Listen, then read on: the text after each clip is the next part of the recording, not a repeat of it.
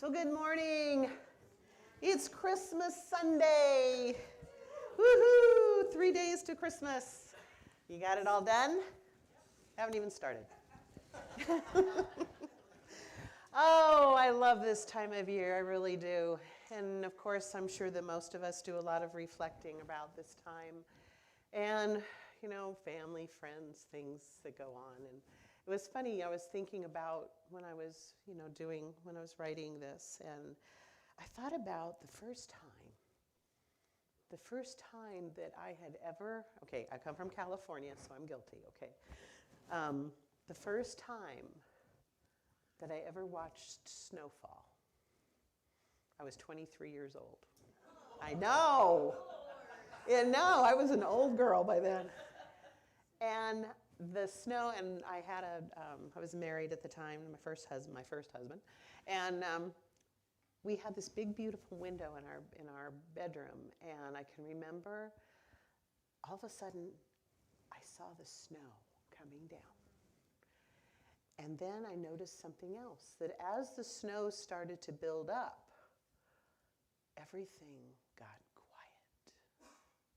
And it wasn't the typical quiet. It was like this beautiful, muffled quiet. It was something so beautiful about the silence. And I thought about, the song that is very, very familiar at this time of year, Silent Night. Oh, silent night, oh, holy night. All is calm and all is bright. Round yon virgin, mother and child, holy infant, so tender and mild. Sleep in heavenly peace. Sleep in heavenly peace. What does that mean? Well, it meant a lot to Joseph Moore, who was a young priest, that just happened to write the words to that. And it actually started out as a poem.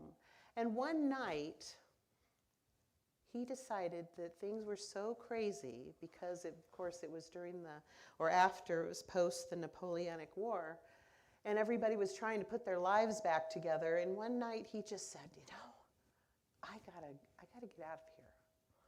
And so, being a young Catholic priest, he decided to go for a walk in that silent night, where the snow was falling and he could see the town, the little village in front of him, and everything was so quiet. And right then and there, he could feel the presence of God, that God within him that he was feeling like he had lost because of all that had been going on, and he felt so inadequate as a minister, or as a priest, actually. And so, as the snow melt, and something else that sort of kind of happened along the way that made him reflect upon this time was that as the snow melted, this beautiful little village church that he had as a parish, unfortunately, was susceptible to flooding. And of course, they had this big, beautiful organ. I mean, what's a church without an organ, right? So it kept flooding, and unfortunately, the organ was in the path of water. And it ruined, of course, the wood and the pipes and everything with it. And so on that fateful night where he returned, he said, you know what, I'm going to write this song, or a poem. And he loved the words so much, and he wanted to play it on the organ, but he couldn't. So he went to his friend, Franz Gruber, who just so happened to be a multi-musician, and he said, oh, I can take this sheet music, and I can put sheet music to these words. And if you don't have an organ, tell you what, I'll make a guitar chart to go with it. So what happened is Silent Night actually started out being played by guitar. And so, of course, it grew over time. It's been passed along. And here we are, singing it in the present day. Something that started in 1816, now in 2024, soon to be 2025. So we really don't know what happened that night to influence him, all except that we understand that there was a movement within him. There was this, what we call a holy whisper. And it's the experience of this still small voice, this quiet message, this guidance that becomes directly from that presence within us that we don't always listen to. But what happens is it whispers to us. And usually it's this soft, gentle voice that is easily ignored. But when we pay attention to it, what it does is it gives us guidance. It tells us heaven is really here on earth. Heaven is always applicable to whatever it is that we are going through. Silent night, holy night. Ernest Holmes said, "Peace is at the center of your own soul. It is the very being of your being. This peace, which is at the center of your being, has never been disturbed. It has never been afraid. It never desired to harm anyone, therefore it never has hurt anyone. How then shall you use this great gift which nestles at the very center of your being? You are to use it consciously. You are to speak the word of peace wherever discord appears. And when you do speak the word of peace, let no doubt arise in your thought. You must know that peace stills the tempest. You must know that your peace has all power because it is the peace of God within you." Right now, unfortunately, we are finding conflict in the world. And I'm sure most of us look at it and say, is there ever going to be a way that we can, as a global humanity, stand in peace? It is said just the other day that, I spoke of it last week, there's this like drone activity that nobody really knows what's going on. And a newscaster said this, he says, "We are risk averse because we've lived in peace for so long, but we're no longer in a peaceful world." I don't believe that. I really believe that peace is right here where we are. We live in heavenly peace. In Science of Mind, we teach that heaven is right where we are. It's not a place where we go. It's not a physical place. It's right here in our mind. Heaven is what we create every single day. We live it. So if we all think that we're going to the pearly gates and we're going to see St. Peter and he's going to say, were you naughty or nice? Like the human Santa Claus. But really what we're doing is every single day we're creating heaven on earth. We are creating our own experience. One of my favorite phrases that I learned from a former husband who died, and we used to go to Catholic Mass. Yes, I did. I did. I'd go to 8 o'clock Catholic Mass with him, and then I'd go to the 10:30 Science Mind service. So I could get it all in one day. I got my God on. So the wonderful thing that you'd stand there, and I'm sure that all of you that are former Catholics, you're familiar with the phrase, "Peace be with you." Yes, and also with you. Yes, and that was the response. And I always thought, what a wonderful way to greet people. In fact, when I lived in Hemet, I used to have it across my carport. It said, "Peace be with you." And I thought, yes, we carry that into the world. It doesn't have to be in an institution of where we find God. It can be right here in our hearts. Peace be with you, and also with you. As Ernest said, and I quoted earlier, you must know that peace has all power because it is the peace of God within you. So when we say peace be with you, we are saying it with conviction, and we are stating truth. Peace. Peace be with you. We know that to be true. Peace is with you and me because the center of our soul is God, which is love. It is constantly expanding. So when we have, and when we know that there is love right here, right now, we are automatically expanding peace. And when we peace to all people,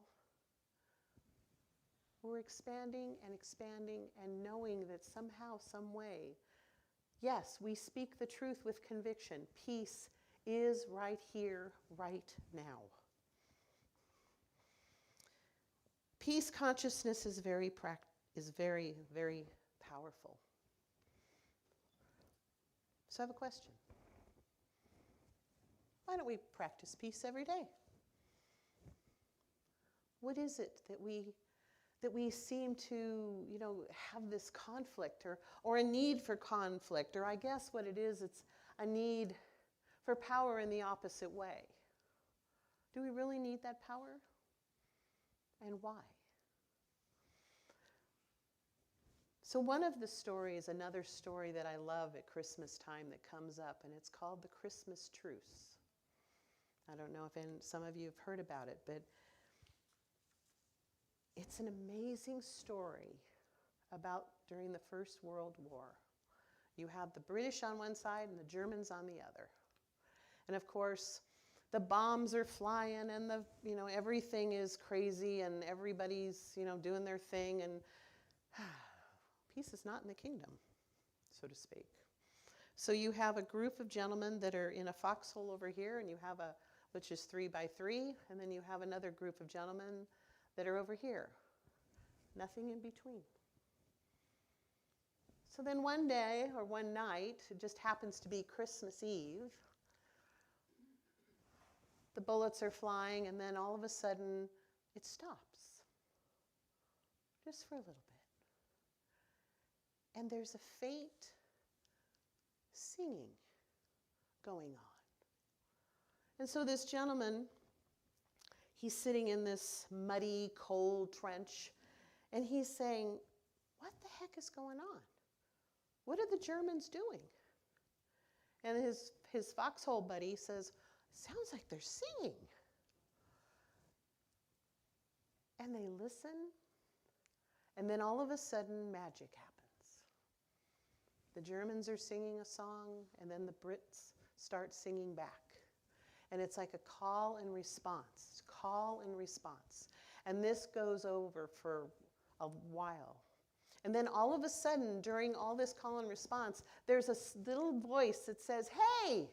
And nobody can hear it because they're all so busy singing to each other. But yet there's no bullets flying. And then all of a sudden, the voice says, come over here. And this is a German, of course, saying this. And one of the Brits says, no, you come over here. So of course there's this truth that's going, it's like, okay, are they going to be able to break down this fear barrier? So after a moment of silence, the Brit says, I'll meet you halfway. And the German says, sure, I'll meet you halfway. So they both come out of their foxholes, of course nervous and afraid, because here they are, out in no man's land, literally, between barbed wire.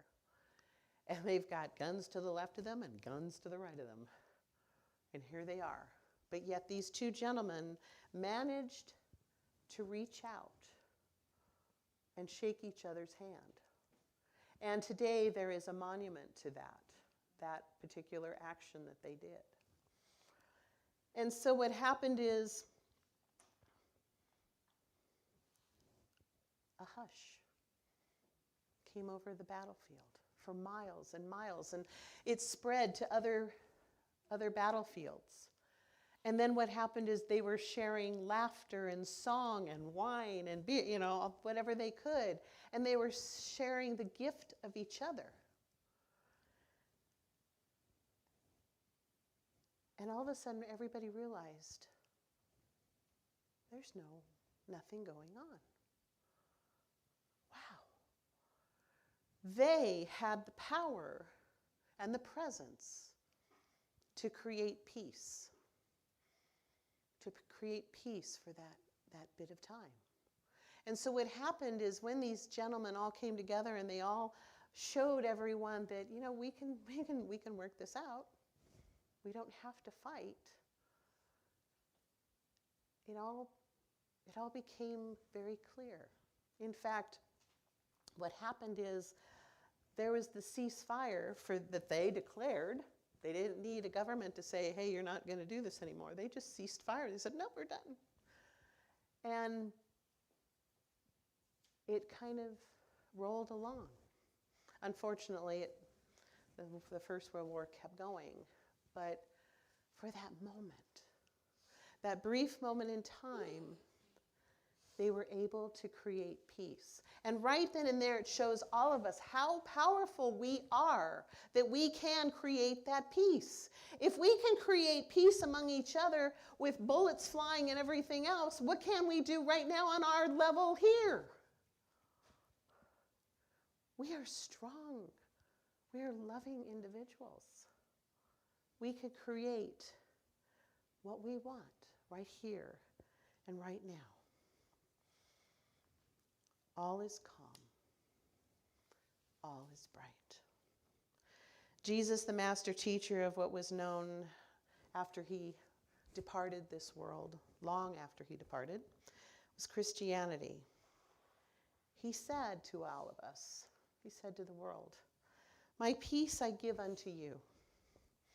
And he did. He came to bring peace. He was a symbol of peace. But the gift that not only he, but other prophets or spiritual leaders give us is only good if we create it in our hearts. We create that truth. My dear friends, the world is in, yes, a time of conflict. But there's this wonderful song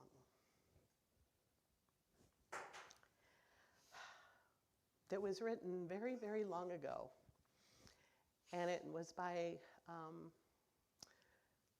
Jill Jackson. And she wrote this song, which it was, I was telling my husband this the other day, and he was like, what, really? It sort of became the anthem of Science of Mind. It's called Let There Be Peace.